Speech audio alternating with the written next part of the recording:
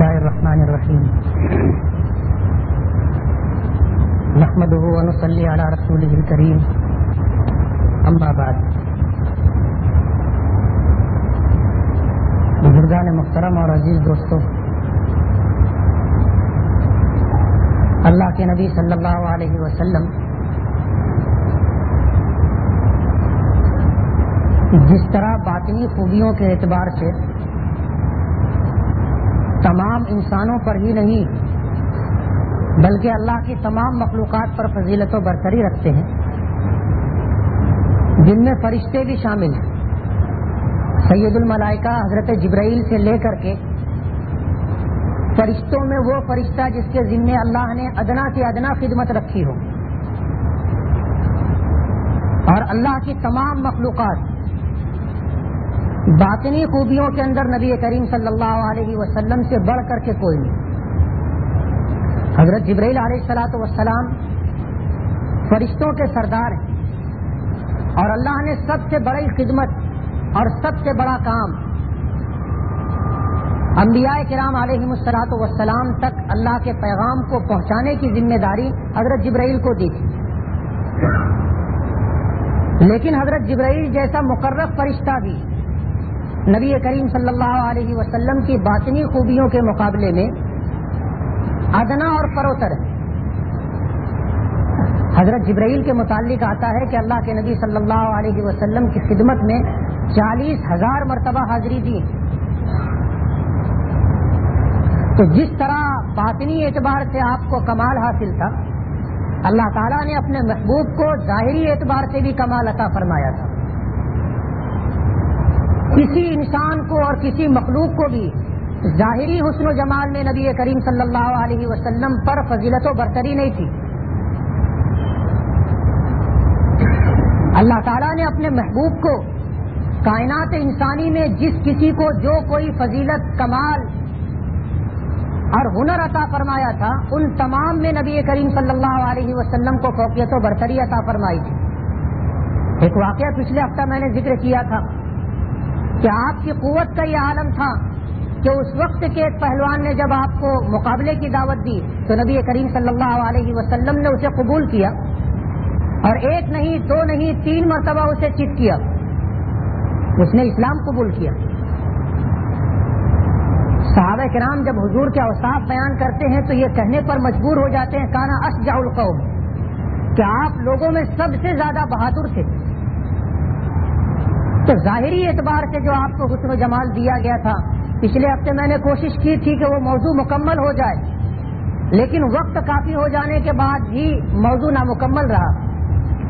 اللہ کے نبی صلی اللہ علیہ وسلم کی خوبیاں بیان کرنے والے صحابہ کرام سب کچھ بیان کرنے کے بعد آخر میں یہ کہنے پر مجبور ہو جاتے ہیں کہ لم یرا قبلہ ولا بعدہ مثلہ، کہ آپ سے پہلے اور آپ کے بعد آپ جیسا کسی کو نہیں دیکھا۔ حضرت آدم علیہ الصلوۃ والسلام سے لے کر کے آخری انسان جو قیامت تک آئے گا، حسن و جمال میں اور ظاہری خوبیوں میں نبی کریم صلی اللہ علیہ وسلم سے برتر تو کیا آپ کا ہمسر اور برابر بھی کوئی نہیں ہو سکتا۔ حضرت حسن رضی اللہ تعالیٰ عنہ کے متعلق آتا ہے کہ یہ حضور پاک صلی اللہ علیہ وسلم سے کچھ مشابہت رکھتے تھے۔ اسی طرح ایک صحابی حضرت مصعب بن عمیر رضی اللہ تعالیٰ عنہ، جن کا نام پچھلے ہفتے بتانے سے رہ گیا تھا، یہ بھی حضور سے قدر مشابہت رکھتے تھے، اور اسی تشابہ کی بنا پر غزوہ احد میں جب یہ شہید ہوئے تو لوگوں نے یہ مشہور کر دیا کہ نبی کریم صلی اللہ علیہ وسلم شہید ہو گئے۔ اسی شباہت کا یہ اثر تھا۔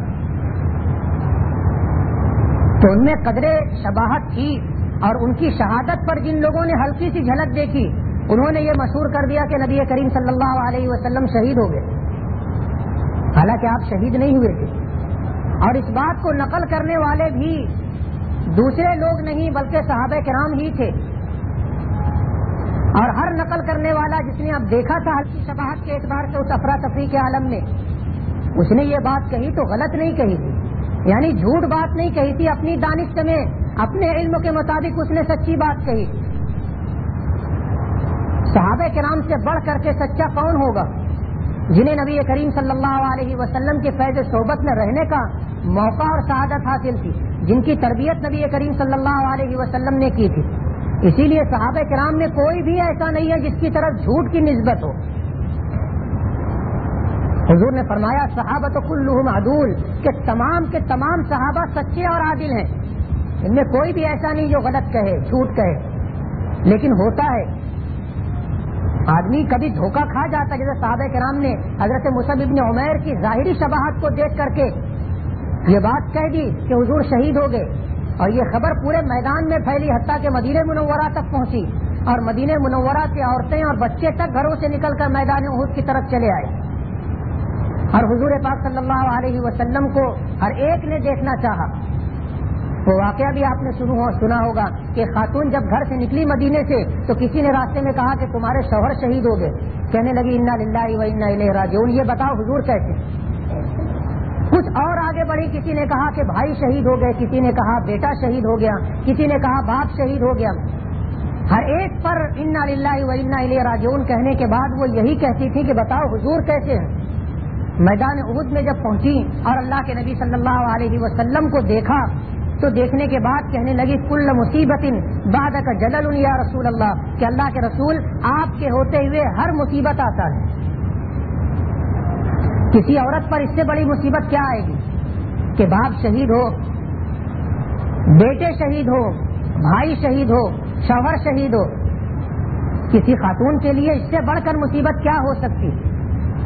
لیکن صحابہ کرام تھے ایسے کہ انہیں اللہ کے رسول صلی اللہ علیہ وسلم سے ایسی سچی محبت تھی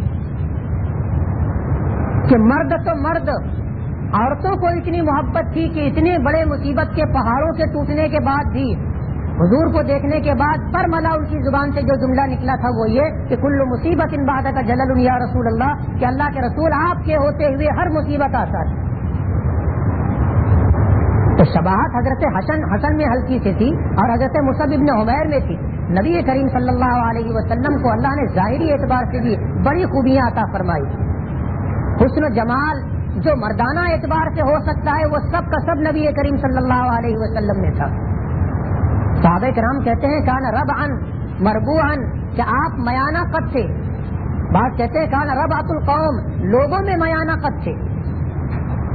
کہتے ہیں کان زخم الرأس والکرادیس، آپ کا سر مبارک عام انسانوں کے مقابلے میں اعتدال کے ساتھ کچھ بڑا تھا. سر کا بڑا ہونا آدمی کے عقل مند اور سمجھدار ہونے کی دلیل ہے. تو آپ کا سر اتنا بڑا نہیں تھا کہ ناگوار لگے، اعتدال کے ساتھ قدرے بڑا تھا. بالوں کے متعلق بتایا تھا کہ حضور پاک صلی اللہ علیہ وسلم زلفیں رکھنے کے عادی تھے. مجھے جو بات بتانی رہ گئی تھی وہ یہ کہ آپ کے بال ایسے تھے، صحابہ کرام کہتے ہیں کہ لا جعدن ولا قطدن، نہ بالکل گھنگریالے تھے کہ دیکھنے میں برے معلوم ہو اور نہ بالکل سیدھے تھے، بلکہ بالوں میں ہلکا سا خم تھا. اور حضور جب سر جھاڑا کرتے تھے، کنگھی کیا کرتے تھے تو بیچ میں سے مانگ نکالا کرتے تھے. سر میں آپ زلفیں رکھنے کے عادی تھے، بیچ سے مانگ نکالا کرتے تھے. پہلے آپ نہیں نکالتے اہل کتاب کی موافقت میں، لیکن جب ان کی مخالفت کا حکم ہوا تو آپ نے بیچ سے مانگ نکالنے شروع کی. صحابہ کرام نقل کرتے ہیں کہ حضور پاک صلی اللہ علیہ وسلم کے بالوں میں ہلکا سا خم تھا، اور جس نے جتنا دیکھا جتنا سمجھا نقل کیا. حضرت انس فرماتے ہیں کہ حضور پاک صلی اللہ علیہ وسلم کے سر اور داڑھی کے بالوں میں سے 14 بال سفید تھے، اور حضرت انس وہ ہیں جنہوں نے حضور کی 10 سال تک خدمت کی، ہر وقت حضور کے قریب رہنے والے. کہتے ہیں کہ حضور کے سر اور داڑھی میں صرف 14 بال سفید تھے، اور حضرت عبداللہ ابن عمر کہتے ہیں کہ حضور کے بالوں میں 20 سے زیادہ بال سفید نہیں تھے، اور یہ بھی بال منتشر تھے، کچھ سر میں تھے، کچھ کنپٹیوں پر تھے، اور کچھ یہ انفقہ جسے داڑھی بچہ کہتے ہیں، ہونٹ کے نیچے کے جو بال ہوتے ہیں اس میں کچھ بال سفید تھے بس. حضرت ام سلمہ، حضرت ام سلیم رضی اللہ تعالیٰ عنہ ان کے پاس آپ کے داڑھی کے بالوں میں سے وہ بال تھا جو خضاب کیا ہوا تھا، یعنی سفید تھا، حضور پاک صلی اللہ علیہ وسلم نے خضاب کیا ہوا تھا، تو وہ خضاب زدہ بال حضرت ام سلیم رضی اللہ تعالی عنہا کے پاس تھا اور اسے شیشی میں سنبھال کر رکھا کرتی تھی۔ جب گھر میں کوئی بیمار ہوتا تو آپ کے داڑھی کے بال کو پانی میں ڈبو کر کے نکال لیا کرتی تھی اور وہ پانی پلایا کرتی تھی، اللہ پاک شفا عطا فرماتے تھے۔ تو 20 سے زیادہ بال سفید نہیں تھے، گننے کا فرق ہو سکتا ہے، روایتوں میں جو بات آتی ہے وہ 14 سے کم اور 20 سے زیادہ کی نہیں ہے، کم سے کم تعداد 14 اور زیادہ سے زیادہ تعداد 20 کی آتی۔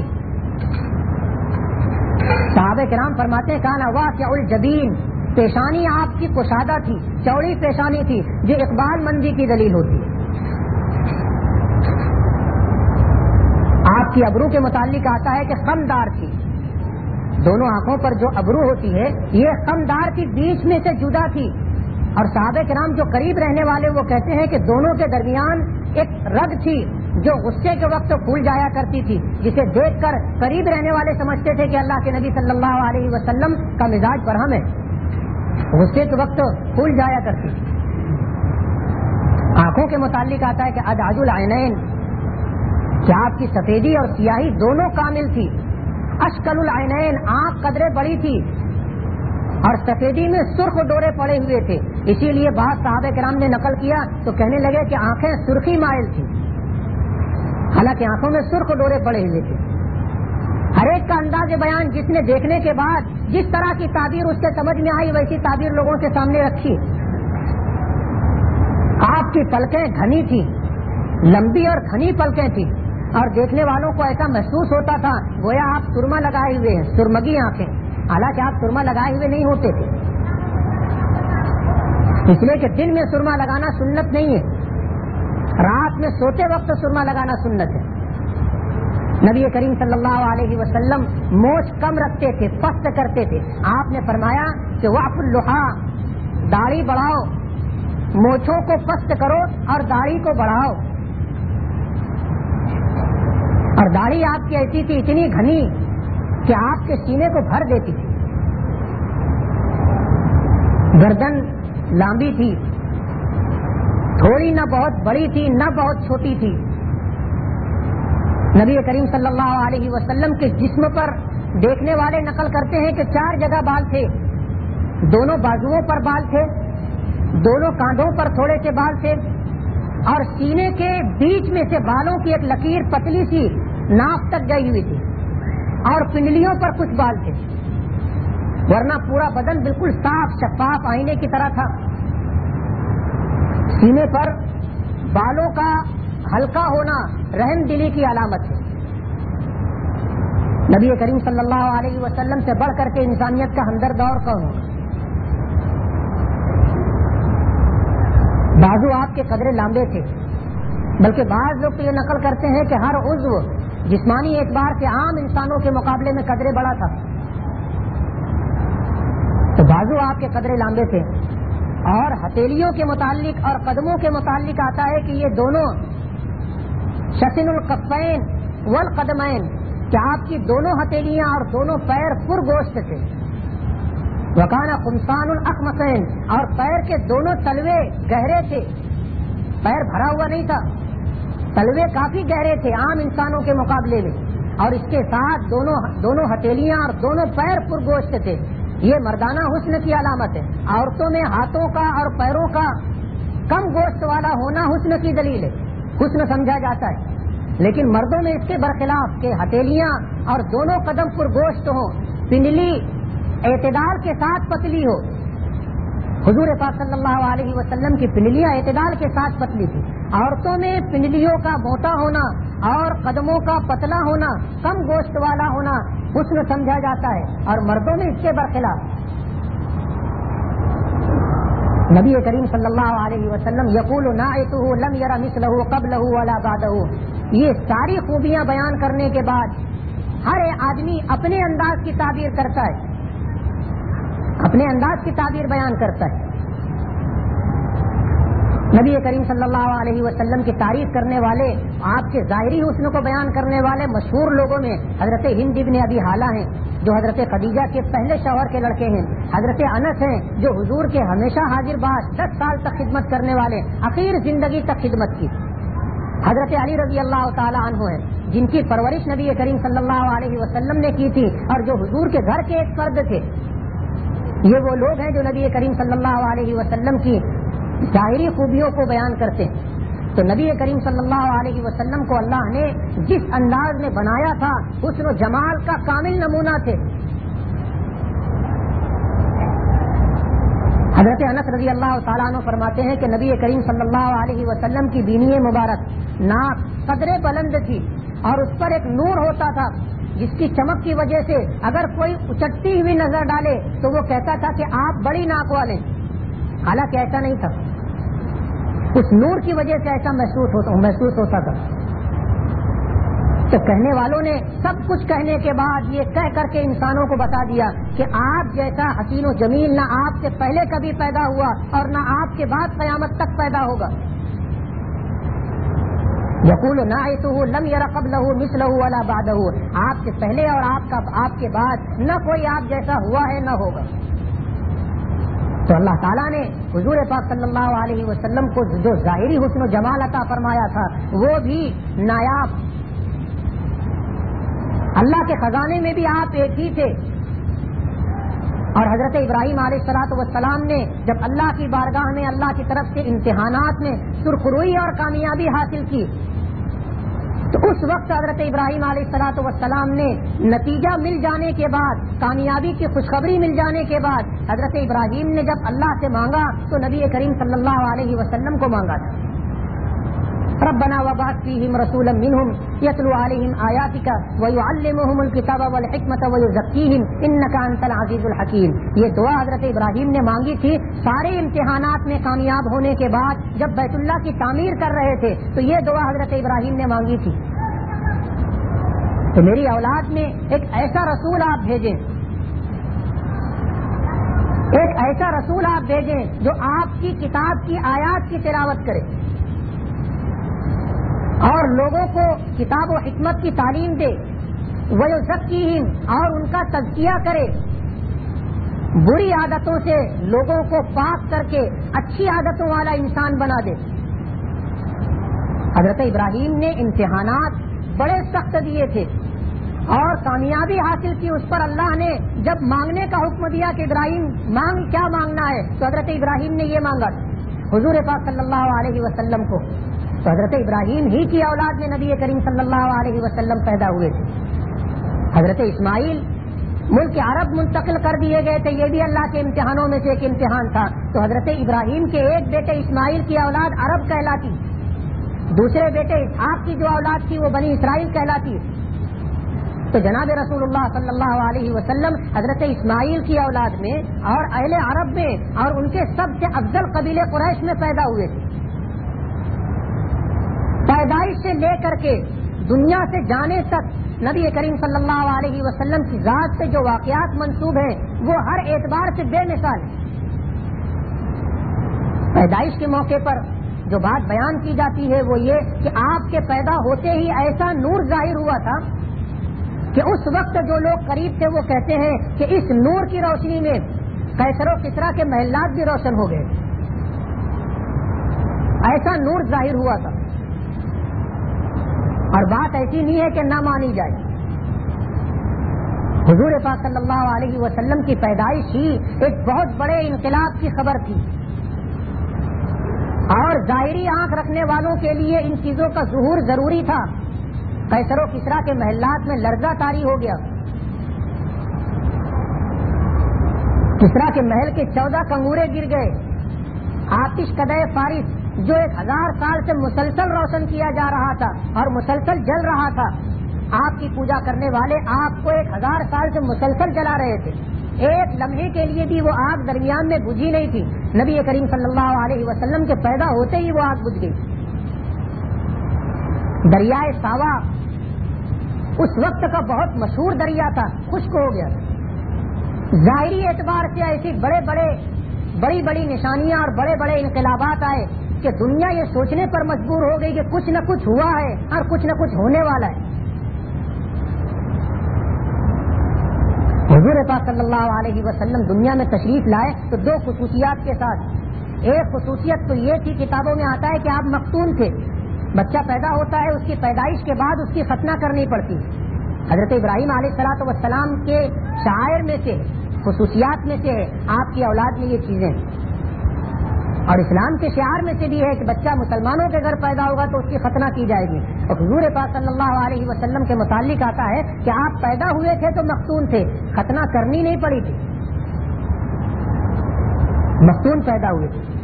اور دوسری بات یہ کہ جب آپ پیدا ہوئے تھے تو ہنستے ہوئے پیدا ہوئے تھے، ورنہ جو بچہ بھی پیدا ہوتا ہے روتے ہوئے دنیا میں آتا ہے، دنیا میں آتا ہے تو روتے ہوئے آتا ہے، اس لیے کہ اس وقت شیطان وہاں موجود ہوتا ہے.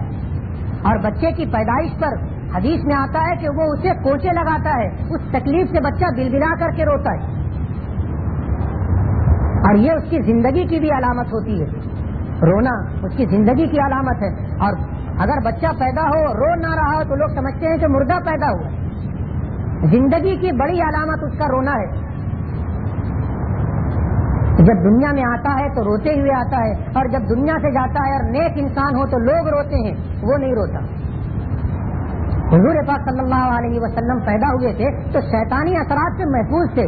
شیطان کو اللہ نے یہ موقع نہیں دیا تھا کہ وہ کسی قسم کا کوئی تصرف کر سکے. اور حضور دنیا میں تشریف لائے تو ہنستے ہوئے آئے.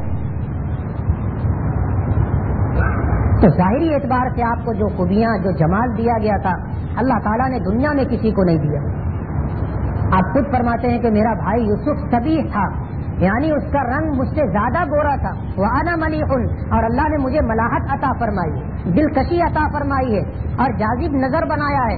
جو آپ کو دیکھتا تھا آپ کا ہو جاتا تھا.